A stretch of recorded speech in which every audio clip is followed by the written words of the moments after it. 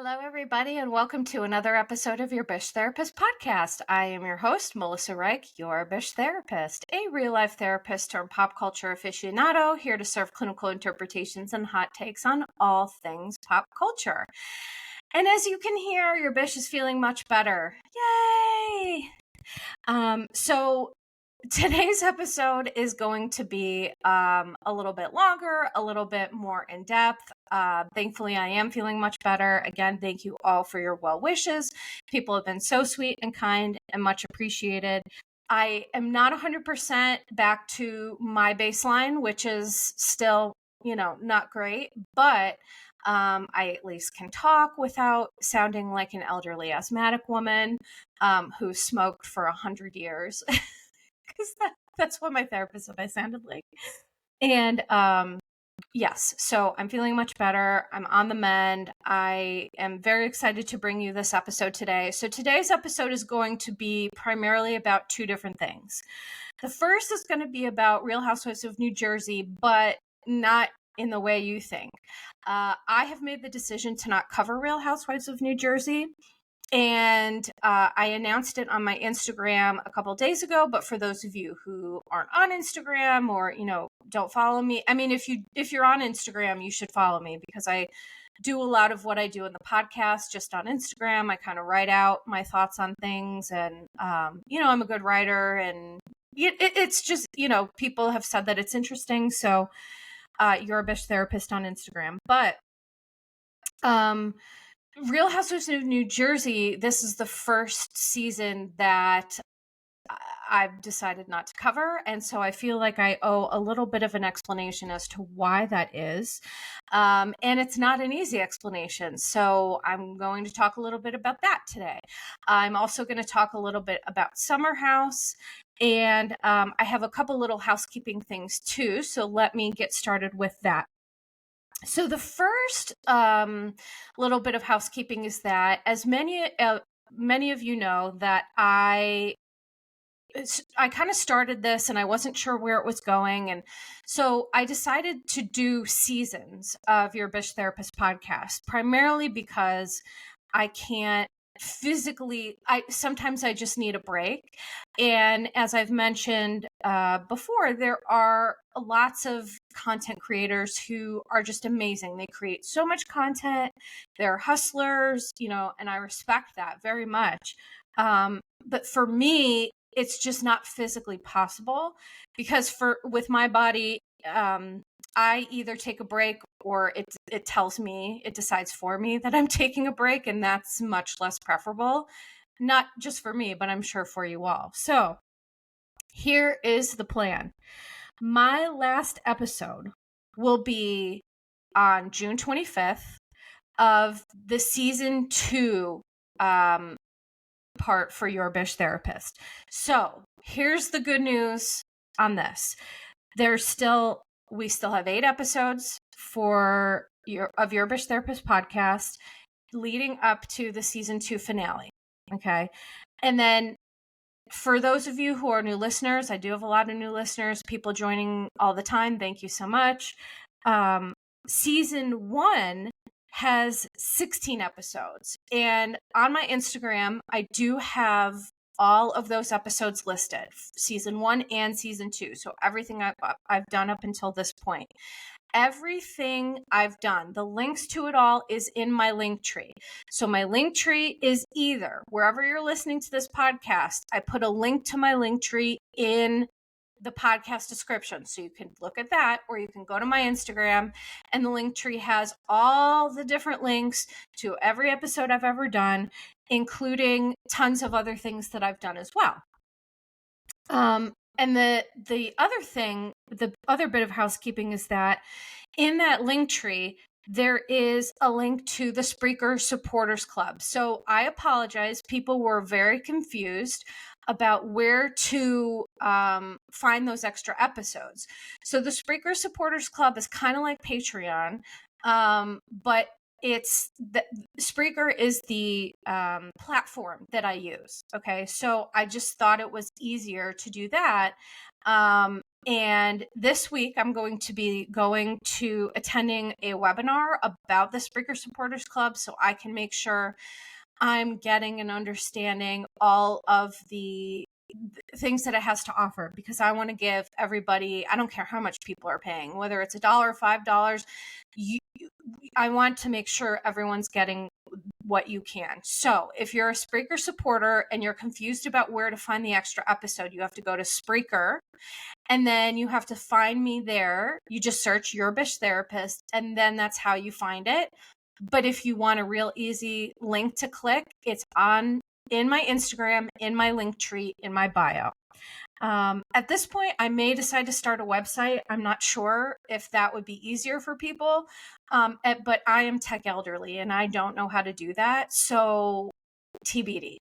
I'm doing the best I can. I'm a one-man band here, and I'm an elder millennial. That's literally what I'm called. I was born in 81, so my generation has been called a lot of things, but elder millennial just seems to really fit because I do feel elderly in a lot of ways. But going back to the plan for finishing Your Bish Therapist season 2, here are the things that are still to come, because I promised and I teased and I did all these things, and then plagues happened and I just got off track. But still to come, I am going to cover The Curious Case of Natalia Grace, because holy moly, I've watched it. I have so many notes on it. I am going to do an episode on that. I also am going to cover Quiet on the Set. That might be the season finale of season 2. I'm not sure yet. I'm going to possibly cover Baby Reindeer. I did a poll on my Instagram, and a lot of the people said yes, they wanted me to cover it, but there were also equal amounts of people who said they haven't watched it. So, and the reason I want to cover it is because Baby Reindeer has been making the rounds. If you've never heard of it, it's been making the rounds on Netflix. But here's the thing. Huge trigger warnings. Baby Reindeer is very intense. It's very dark. And I love dark, intense stuff. And this was even a little like on the edge for me. There are trigger warnings to be had. Of course, they don't do anything about that on Netflix. They don't warn anybody, so I'm going to warn you now. But if you want me to cover Baby Reindeer, let me know. Some people, those of you who have let me know, I got it. I've received your feedback, but it's only been a couple of people. And so I'm just trying to, I don't want to cover something that a lot of people haven't seen or what have you. So question mark on that. But I'm going to continue to cover Summer House. I'm going to continue to cover The Valley. And I'm just not covering Jersey. So let's get into that now. Okay. Real Housewives of New Jersey. Why am I not covering it? Let me just say I have a lot of reasons for this, some of which I'm going to share and some of which I'm not going to.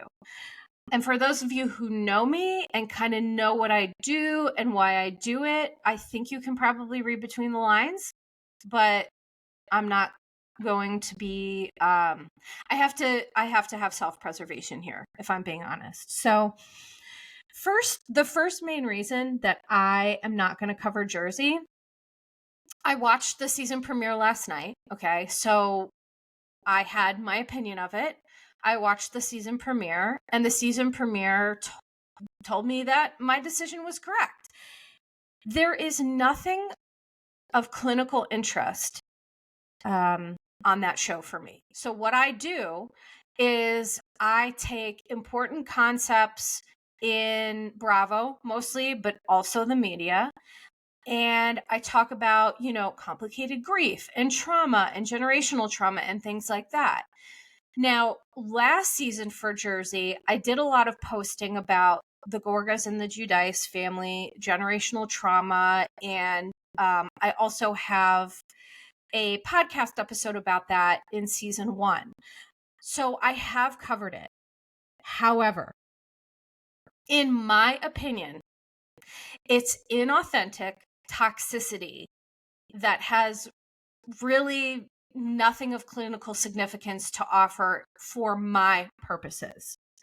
So the only clinical thing of interest it has is for me to talk about underlying pathology, and I'm not going to do that because I value my peace and I value my safety. And that's all I'm going to say specifically about that. I think that the show, so I have watched Jersey since season 1, episode 1. Okay, let me be clear about this. I've watched it from the beginning. I've seen every episode, and it used to be my most favorite Housewives franchise for many folks. It was because it was so real and raw and authentic, and you had these friendships. Like, let's not forget, when the show first started, it was, Caroline and Jacqueline and Teresa and Joe, and it was all of these real family dramas and real family relationships, and it was fascinating, absolutely fascinating. It was like no other Housewives franchise. But season 14 for me feels toxic. It feels inauthentic. And I'm going to share. So Carlos King recently did a podcast breaking some news about this franchise and how some of the cast members are doing some shady things behind the scenes. So I am going to talk a little bit about that. Because that, when I heard about this, it really just solidified for me that this didn't feel like the right thing to do to cover New Jersey. I don't want to support toxic mean girl behavior. And I did a post on Instagram about mean girl behavior and why it occurs and how, some of the underlying psychology behind it. But I think that excuse me, I need to listen to my gut, and I need to listen to the fact that, doing what I do, I get a lot of grief constantly. Anything that I say upsets people, but that's okay, right? Because I can't please everybody, and not everybody's going to like me. I understand that. But Jersey feels a notch or two above the standard deviation of normal toxicity.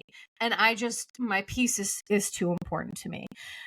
So I'm going to share for you. I listened to Carlos King's podcast where he talks about, there's this account on Twitter.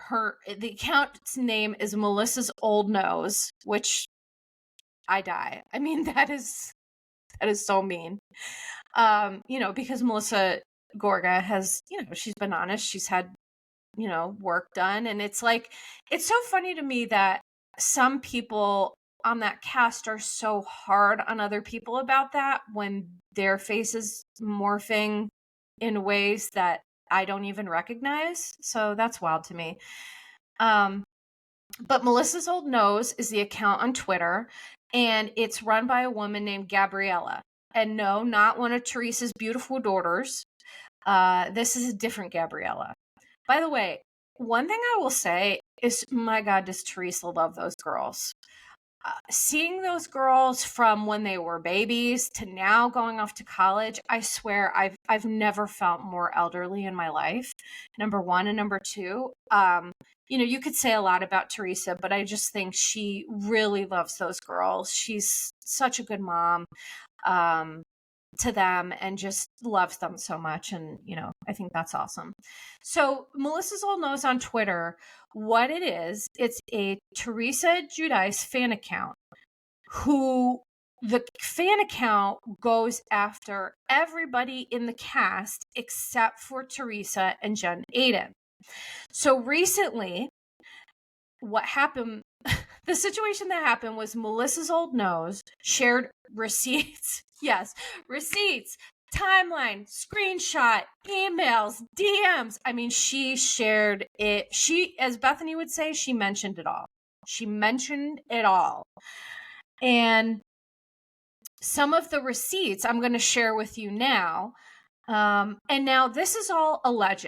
Okay, what I am telling you, I've seen the screenshots. I'm gonna read you some of those, but this is all allegedly. Okay, This is alleged. So Gabriella, the woman who owns this account, claims that Teresa and Jen told her what to say about castmates and paid her to do so. Okay, this is what she's alleging. And apparently there's this whole issue. It's a little confusing, but I'm going to explain it to you. So Bravo celebrities get something called screeners.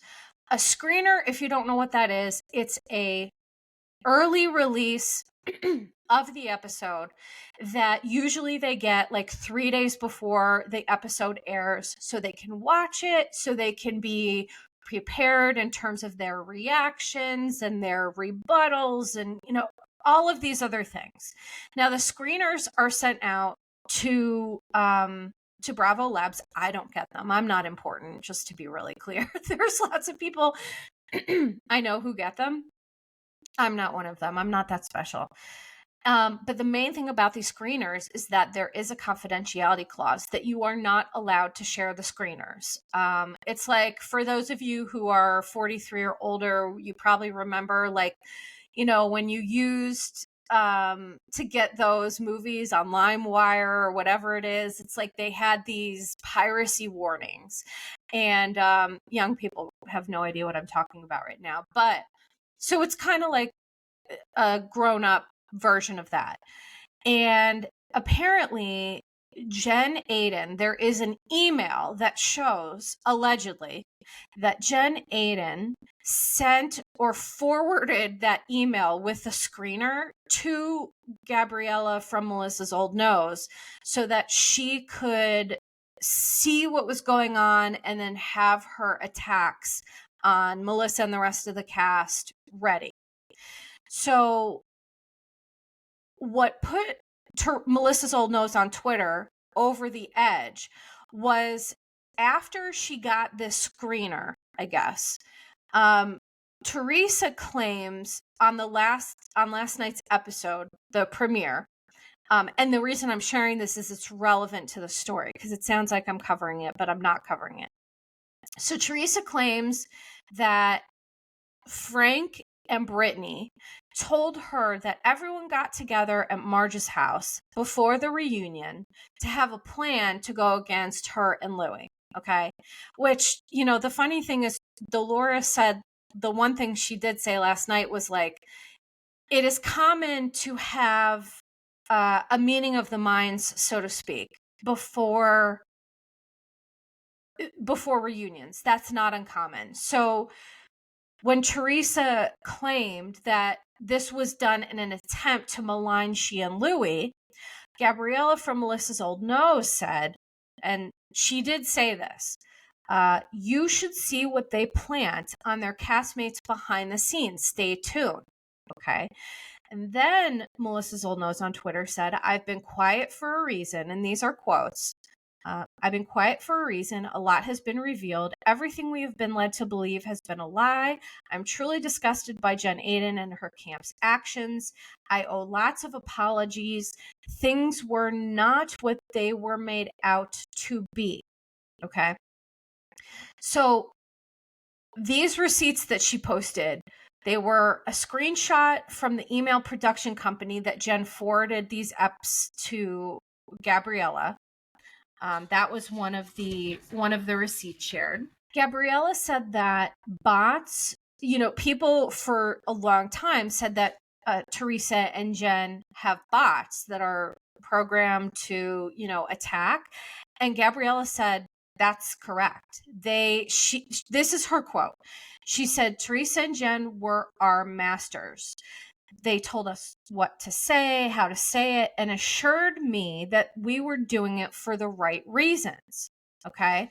So then Gabriella, Melissa's Old Nose, posted screenshots of an alleged DM, because again, listen, we all know that this stuff can be made up. So sometimes it's hard to know what to believe, but she shared an alleged DM from Jen Aydin to Gabriella. And by the way, it was at 4:30 a.m., which is the time of it all makes it to me the most unhinged. But so apparently Melissa's old nose got really upset with them, started posting these things, and Jen Aiden allegedly DM'd her a bunch of DMs saying, I need you to call me. What's going on? And then after Gabriella left her on red, which is basically she just ignored her and didn't answer, Jen Aiden allegedly said, I got you that stroller for your special needs child, shaking my head. How could you? What happened? You were one of the special ones. Can we talk? And was begging for her number. So I've seen some of these receipts. I've seen them. And what I'm reporting is what is contained in them. But what I'm saying is it's alleged because they could be AI, they could be fake. I don't know. But I tend to, I'm just reporting. This is the main reason why I am not covering Jersey, because it's just so gross. It's so messy. And to be honest, as a content creator, I'm like, well, what accounts do you trust and which ones don't you? I just don't know. So the last screenshot of an alleged DM, and this is a trigger warning because this is pretty vile. If it's true, Jen, the screenshot, it said, I'm not afraid of anyone, especially you. You burned such a bridge, you fucking pig. I spit on you. Okay, so here's where I'm going to stop talking about Jersey and start talking about the problem here, which is fan accounts will do anything for some fan accounts will do anything for reality stars. So it's like a relationship, like a host parasite relationship, in that there are people in the content creator space who will do anything so that someone will talk to them, right? And so for me, there's a very dangerous mix of blind loyalty and naivete. Okay. And so when I'm hearing what Gabriella Melissa's old nose is saying is that she feels very duped.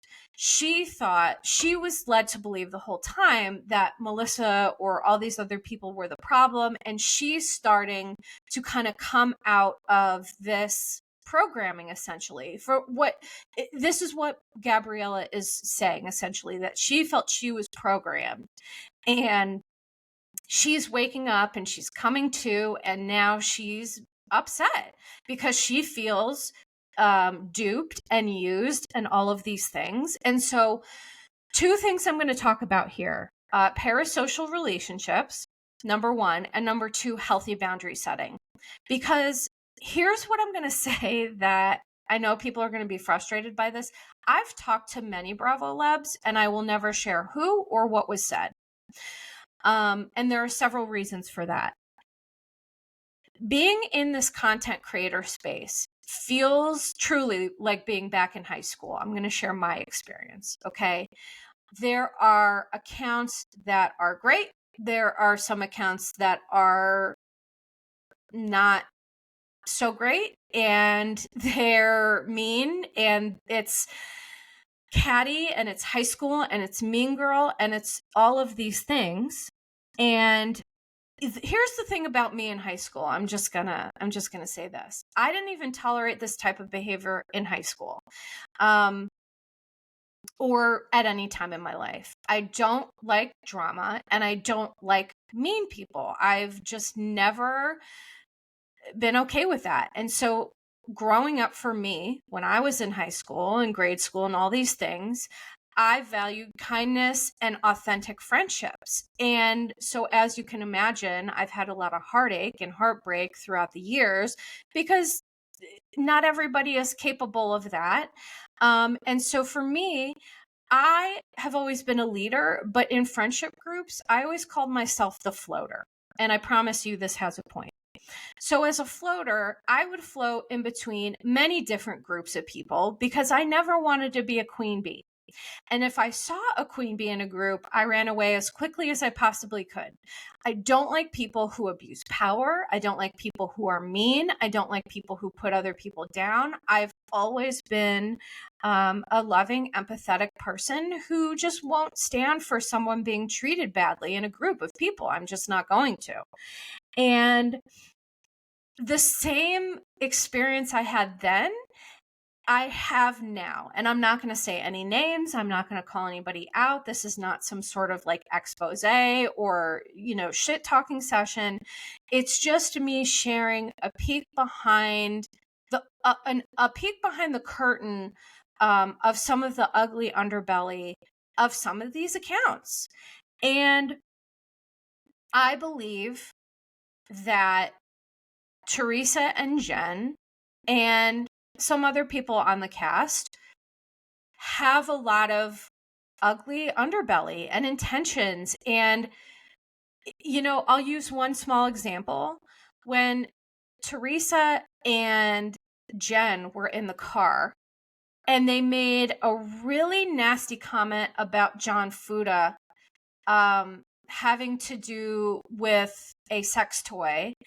And it was clear to me that the goal was two things: to disparage him based on kink shaming or slut shaming or whatever. But the other part of it that really solidified my decision is that there was this undertone of, oh, he's gay.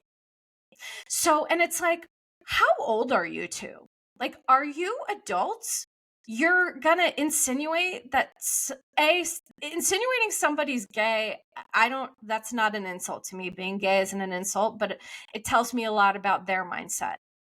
And as an advocate and an ally, I don't appreciate the using this ridiculous, clearly made up gossip to undermine John Fuda and also to like insinuate that he's gay. It's just gross. Okay. I'm going to say that. It's gross. It's icky. It's toxic. It isn't fun anymore. And the fans also have become extremely toxic. The people that I have seen cover this, it's mayhem. And I respect my peace. And I can't, it's jumped the shark. Jersey has jumped the shark. That's all I can say about that. So let me talk a little bit about the parasocial relationships and how sometimes these fan accounts, in my opinion, get into the nitty gritty with some of these Bravo Labs. Because like I said, I have been approached by people. And for me, I have a very strong moral compass that I'm not susceptible to being manipulated. I'm just not. Thanks to a lifetime of stuff. There's no manipulating me. I am strong in my convictions. I know who I am. I know what I'm doing. It really is a blessing. And I'm grateful for it. So, but some of these accounts, right? Like imagine you DMing with Teresa or Jen, or you see some of these people on TV and you're like, oh my gosh, I'm talking to these people. It feels really important and special. And so a parasocial relationship is essentially a one-sided relationship that a media user has with a media persona. And it's I chose a general broad descriptor because it used to be mostly with TV stars, when you would see people who were stalkers, who, like, for example, Baby Reindeer. The part that goes behind stalking and that high level of feeling like you know someone is parasocial relationships. So right now, as I'm talking, I have parasocial relationships with people. People listen to me every week. And some of them reach out to me, and some of them I DM with, and some of them I talk to, and some of you I don't. Some of you don't reach out to me, and that's perfectly fine. But you know me, and I don't know you, is my point. And I want to share a little bit about, so there's two important factors here. The one is that there's a difference, research has shown there's a difference between a parasocial interaction and a parasocial relationship. So recently, some studies have concluded that although a parasocial interaction and relationships are related, they are different concepts. Parasocial attachments form similar to attachments in real life. And so an important component of parasocial interactions and attachments is what's called proximity seeking.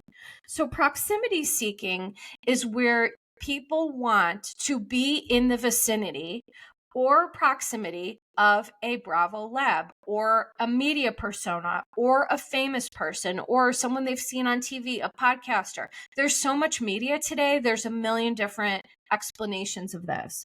But the wild thing to keep in mind here is that these parasocial attachments form. So Bowlby, he is famous for talking about attachment theory.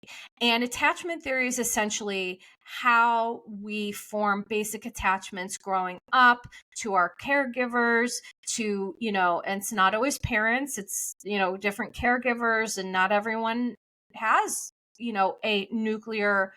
not everyone's raised by nuclear parents. Okay. The wild thing about everything that I'm talking about is that the proximity in parasocial attachments is achieved through means like rewatching a particular show over and over, right? Like a comfort show, which, by the way, I do this all the time. I rewatch shows to death, essentially. But also the proximity desire could be reaching out on social media. So what I'm trying to say here is that social media has changed the game of these parasocial attachments and relationships. Before, when I was growing up in the 80s, there wasn't, there were computers at school. You didn't have one in your house. There weren't smartphones. You couldn't just watch someone on TV and then go to social media and DM them and say hi and have the chance that they'd be like, oh, hi, thank you for the support. That didn't exist. That's something that exists now. But what's interesting is that there is a study, the first study on parasocial relationships by Donald Horton and Richard Wohl originated the concept of parasocial relationships in 1956 when they published their seminal article, which is called Mass Communication and Parasocial Interaction, Observations on Intimacy at a Distance. They published this in the journal Psychiatry. So I feel that here's where my experience and this information that I'm giving you comes in. I see that there is a hierarchy on social media, right? So there are people who enjoy me and find me fabulous, which thank you if you do. And then there are people that I look up to, and there are people that those people look up to. And it's just this hierarchy of people looking to these people in the media or on social media or on TV and putting them on a pedestal, holding them to a standard of, wow, I really like this person. I respect them. I value them. Let me try to talk with them. And so essentially, I guess what I'm boiling this down to is that for me, that doesn't impress me because we're all people. We're all, when I worked in the inpatient residential treatment facility that I worked in, there was a program for people who were doctors, nurses, lawyers, politicians. There was a professional program for people who struggled with addiction. And what that showed me and what it really taught me is that it doesn't matter who you are or what your label is. We're all human. We're all, come into the world the same.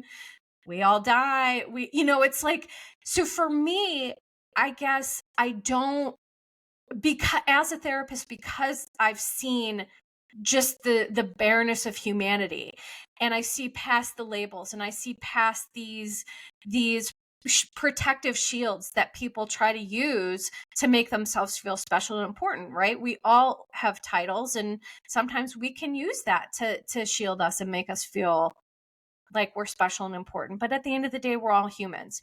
And so I feel like with New Jersey, there's just a lack of humanity that I just no longer support. I just don't. A lack of humanity, a a toxic, just, icky environment. And I just don't support it. I'm just not here for it. Also, I think that separate filming is so stupid. I think that as fans of the show, I understand that sometimes Bravo's in tough positions, but sometimes it feels like the talent, their needs are put first, right? Because I guess you need the talent.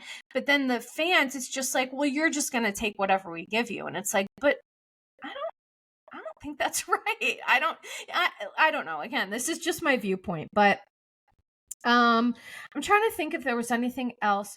Oh, here's the last thing that I wanted to say about like parasocial relationships and parasocial attachments is that it's also not all bad. It can be a very positive thing.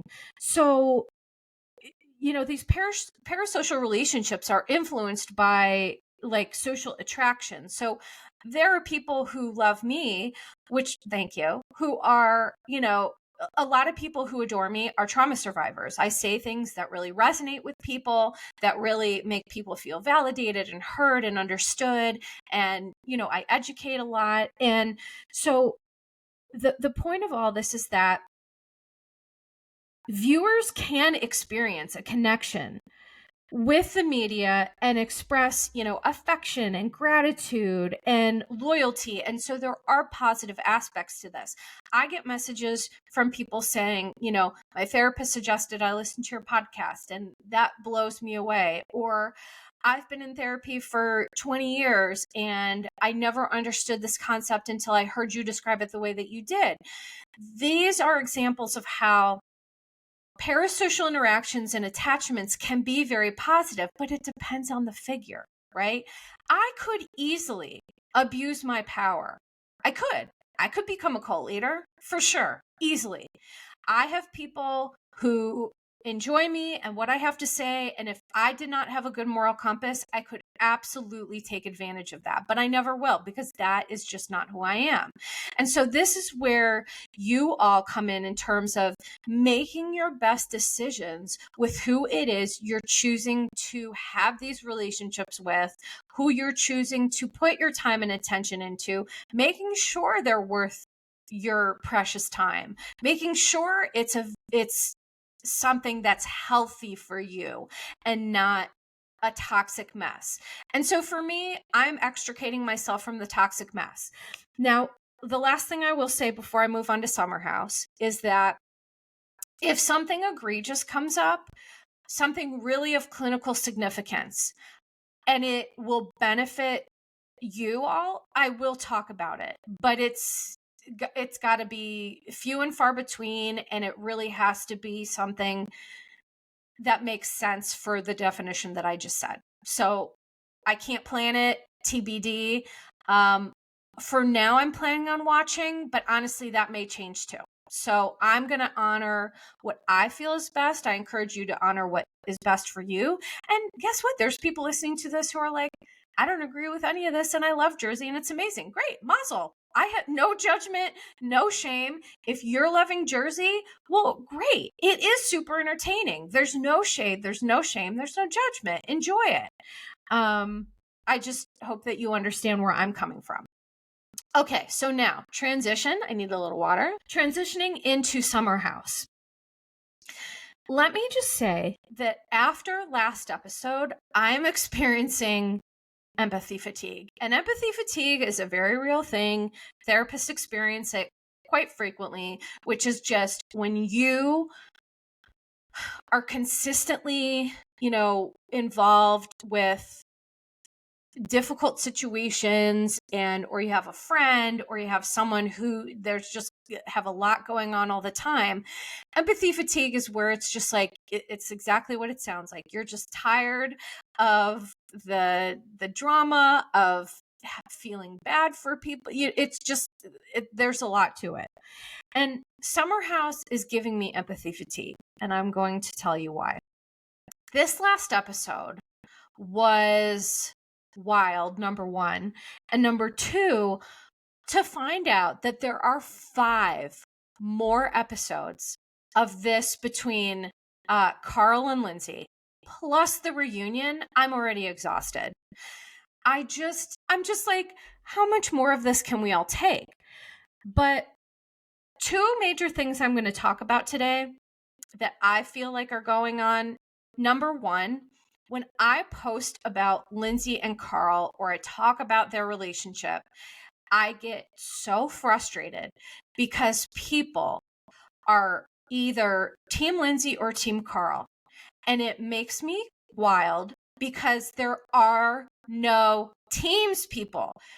Everybody in a relationship plays a role. I don't care who it is. I don't care if it's famous people or not famous people, if they're on TV or not on TV. Everybody plays a role, with the exception of people who are in abusive relationships with people with personality disorders, narcissistic abuse, things like that.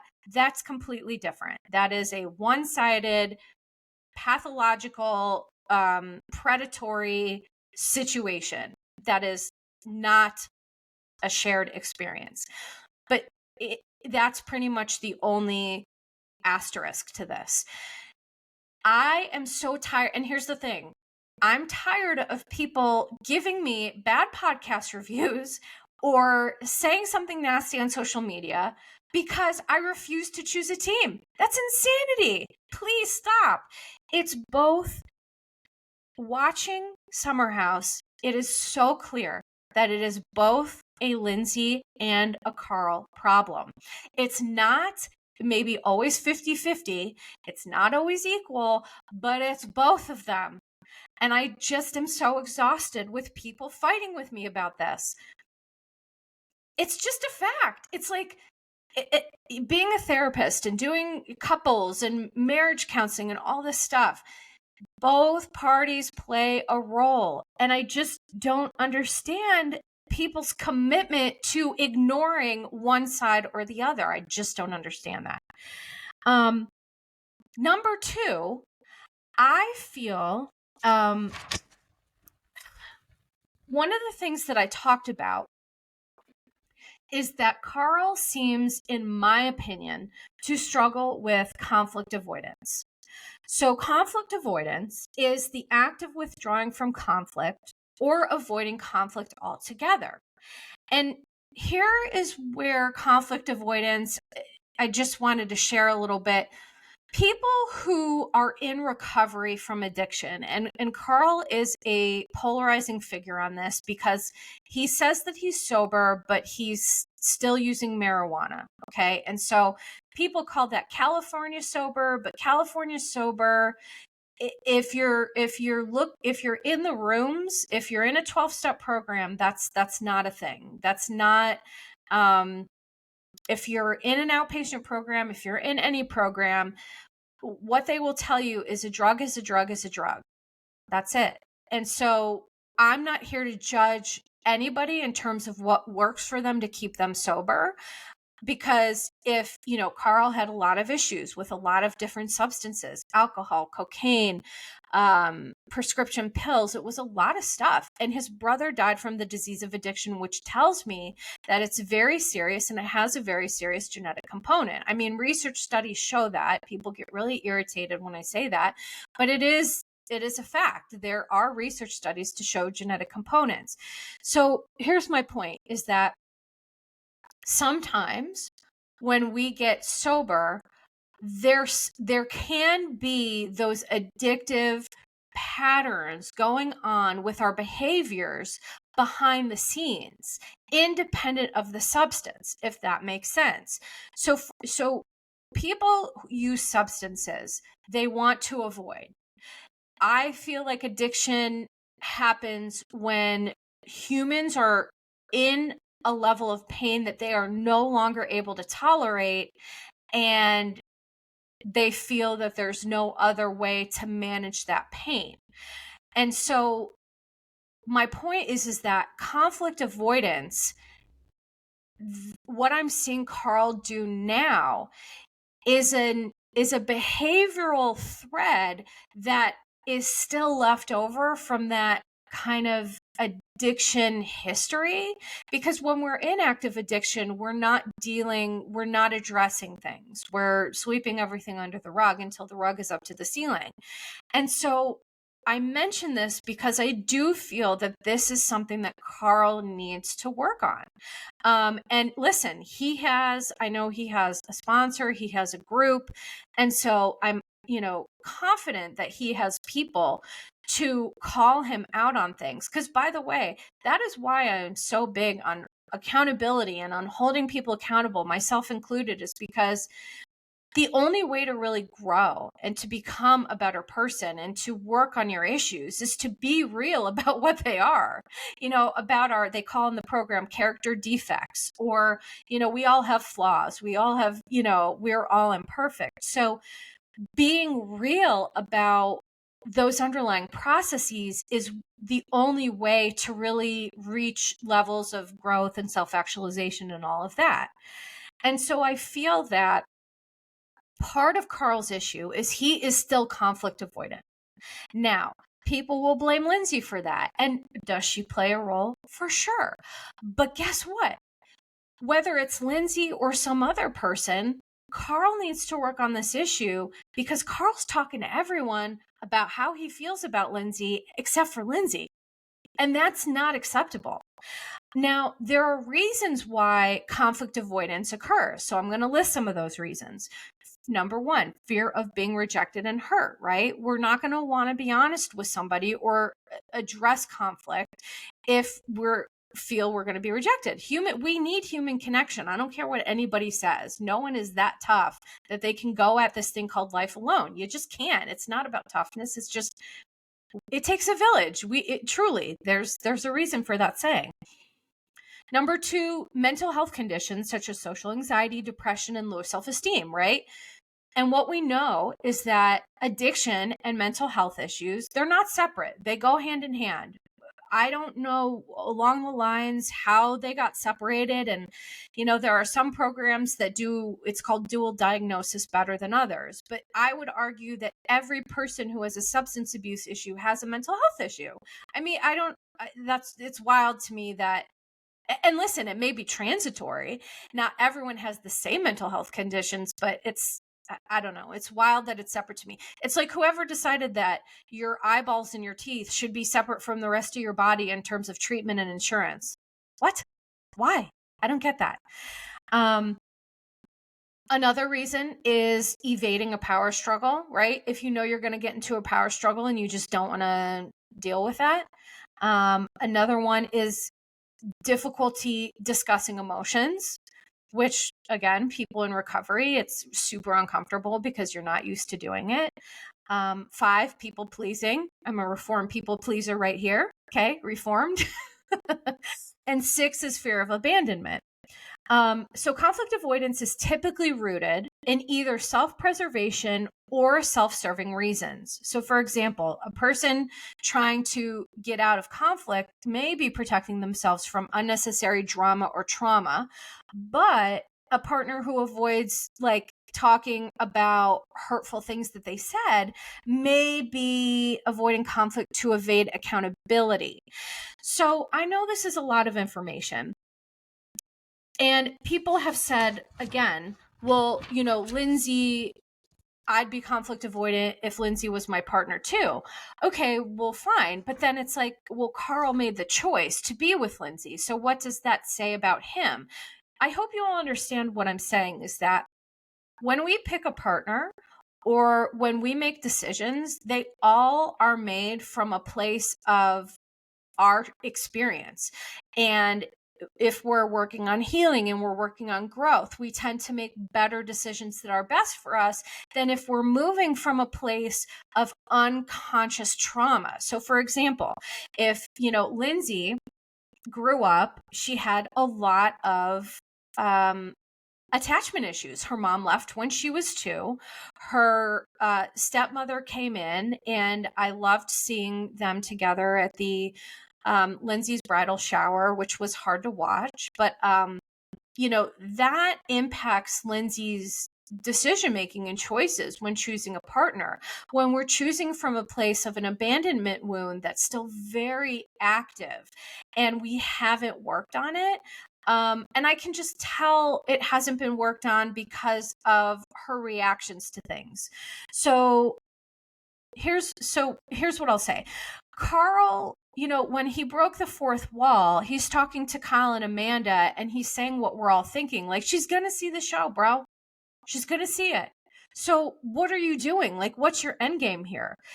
And I found it so fascinating that if he had not filmed that scene with his mom and his stepdad, he would have avoided telling her the truth altogether, which is wildly telling. And I could not believe not one other Bravo account picked up on that. I was like, that is the wildest bit of information. And again, maybe it just didn't seem relevant, but to my therapist brain, I'm like, that is conflict avoidance through and through. So he would have just went through with his marriage if he hadn't have filmed that scene with his mom and his stepdad. Dude, that is wild. I think that Carl is terrified of hurting Lindsay after gaining an understanding of the depth of her abandonment wounds in therapy, which is shitty for him to say, because I think if Lindsay watched that, it probably made her feel bad and broken. And the depth of her abandonment wounds, it doesn't make her not eligible for love.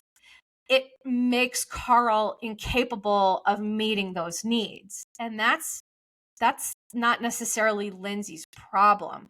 It's just these two clearly should not have gotten married, clearly. And I cannot even imagine what we're going to be seeing in the next upcoming episodes.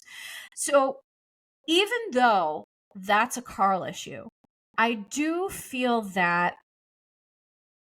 Oh, and one other thing I'll say, I'm sorry, is the fact of the matter is this type of avoidance, it just does not yield positive results. I've struggled with, PTSD and anxiety most of my life. And what I'll say is that when you're avoiding something, it feels worse than it needs to be. There's an emotional buildup, there's all this cognitive dissonance, and then you do the thing that you're avoiding, and it's like you feel so much better. So avoidance doesn't yield positive results. It's just better to rip the Band-Aid off. I'm telling you that right now. So going back to Lindsay's abandonment wounds, I've said this before, is that I feel for little Lindsay, because when we don't get the love we need from a parent, it has really wide-ranging and long-lasting impacts on us, especially in our adult relationships. And again, it was a good reminder seeing her with her stepmom, is that family transcends genetics. Family is not always blood. And in fact, a lot of people have been very traumatized and wounded by their blood family. So it's just a beautiful reminder that love is love and it transcends genetics. So here's where Lindsay then comes in, and this becomes problematic. When Carl finally shares, he cries, he's saying he's overwhelmed. Lindsay's like a deer in headlights. You can tell she's stuck in her own hurt. And so she's unable to attend to him. And I think that what happens is there's this pattern of avoidance followed by a lack of emotional support on both ends. And it just leads to these festering wounds in their relationship. That will erode a relationship. So if you avoid conflict and then you wait until the conflict is super, super bad, you have this conflict, but you're not able to meet each other, hear each other, communicate, or meet each other's needs, that's a disaster, because then it just encourages more conflict avoidance. And then it's like I said, you're sweeping things under the rug, and before you know it, the rug is up to the ceiling and you can't walk in the room and it's not usable anymore. This is what we are seeing here, in my opinion. So the last thing that I'm going to say is Carl brought up something super interesting about how his mom is his best friend and he shares his fights with her. And I just wanted to say that sharing details of marital fights with loved ones can be a very slippery slope. Having a parent who's your best friend can also muddy boundaries. Here's the thing. Some people don't have the ability to be best friends with their parent because their parent isn't capable of it. And so if you do have a parent who's capable of it, I think that's amazing. But all couples have different expectations about boundaries and privacy. And so remember last week when I talked about, when you are in a committed relationship, whether it's a marriage or just a committed long-term relationship, I'm not saying just, you know what I mean, but all couples have different expectations about boundaries and sharing things with family. And this is also important to be on the same page about when it comes to fights and arguments. Because listen, all couples fight. All couples fight. And not all fights look the same. But if a fight is particularly toxic or unhealthy, and you talk to a family member about it, and then that's going to influence what they think of the partner. And then if you just try to go back to normal, well, the other person can't do that. So I think it's just an understanding of the consequences of things that we share. And I am all for getting support. Please don't misunderstand that. But I also think that your partner, you two are the primary relationship that you have to manage. And whether it's a parent or a sibling or a best friend, I think that it's just important to be mindful of crossing those boundaries. That's all. Okay. So the last thing that I'm going to say, I'm going to talk about Paige and Paige. I think I just made up a new name for Paige and Craig. Paige. That was an accident. But Paige and Craig, it was so wild for me to bring up my perception of them on social media, because this just goes to show that our perspective is our reality. I watched Paige and Craig, in my opinion, crucially discuss vulnerable issues. As challenging as those issues may be, I think they were transparent. I think they were honest. I think they led with love. I think they had a healthy, open line of communication and the mature understanding that sometimes love isn't enough to make a relationship work. But here's what's wild. Our perception is our reality, in that there are people who got really upset that I felt this way, and they feel that Paige is leading Craig on. And I just think it speaks volumes about our perception as our reality, because I see Paige as a very independent woman who her career's never been hotter. She's gorgeous. She's talented. She's, famous. She's got brand deals. She's got all these things going for her. And there are these people saying, well, but Craig wants to marry her, so she should just give in to that. And it's like, what? Is this 1950? Like, what is happening? Craig is a catch, but so is Paige. Can we not forget that? I just, I don't know. I think that, listen, I would love to see them make it, because I do think they're endgame. I think they're the real deal. I think they're lovely together. But just because Paige is a woman and Craig wants to get married doesn't mean that she needs to give everything up and just pack up her life and move to Charleston. I think that's a little bit misogynistic, if I'm being honest. And so it just goes to show that, I think the people who are overly siding with Craig, not siding is the wrong word, but maybe they're overly relating to Craig, are people who have had their hearts broken and people who have had people not want to commit and things like that. And yes, that's super painful, but I don't know. I guess I just see it a little bit differently. And I just wanted to share my thoughts on that. So this is going to be the end of this episode. I'm glad I was able to do a full hour for you all today. Yes, I'm so happy I'm back. As always, thank you to those of you who have just been so wonderful and supporting me. Please go and leave a 5-star review. I promise you it makes a difference. Thank you so much. I appreciate you all. Again, wherever you're listening to this podcast, There will be a link to my Linktree. There will be a link to the Spreaker Supporters Club. Because the thing that I didn't mention at the top of the show, which I'll mention now, is that when I'm on my breaks, I will do at least one episode a month for the Spreaker supporters. So if you are unhappy that I'm taking a break and you still want episodes, that is the way to get them. If you're not interested, that's totally fine. As I mentioned, there are lots of ways to support me, and I appreciate them all. So please let me know your feedback on some of the things I mentioned at the top of the show, things that I should cover.